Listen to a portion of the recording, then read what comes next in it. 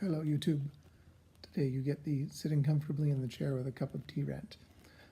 I've been pondering lately sponsored players.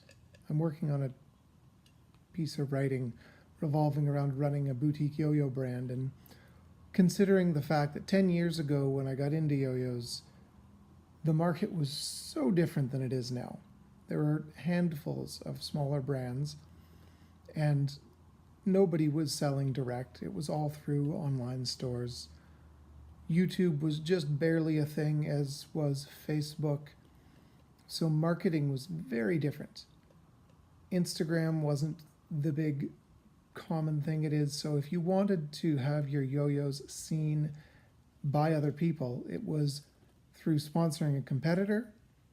Didn't even have to be a top level competitor, just somebody that showed up at contests, or sponsoring a player who made videos a few times a year, showing off all the tricks they made up. It's different now. Having a player that twice a year puts out a trick video doesn't have the value that it once did.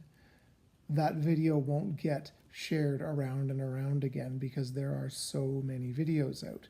So I kind of struggle with, well, what do I look for in a player if I'm going to have one join my team?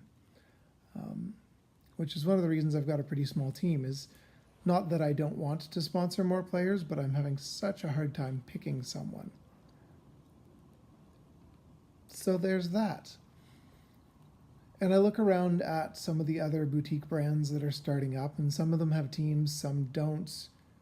Some collect kind of just marginally known players that they're friends with that will put out some videos and tricks. Others pick up players that make really interesting and cool tricks but don't compete a lot. I've done a bit of a mix so far. Like, I've got a couple players on my team that don't put out a lot of content, but they do a lot of behind the scenes work. Waylon Crace shows up at contests for me, helps me brainstorm ideas for the business. Justin Scott Larson does all the design stuff for me.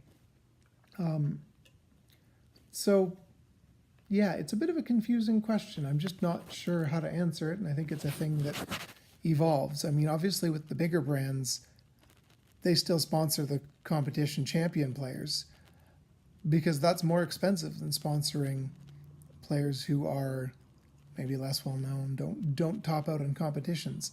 But if you're going to sponsor somebody who's wins champion titles, you got to be able to pay for their travel and everything. And with boutique brands and with the flood of yo-yos on the market, that's harder to do. So, fun question. I'd love to hear your thoughts on sponsoring players and what I should be looking for, and should I bother sponsoring more players or what? Anyhow, thanks for listening.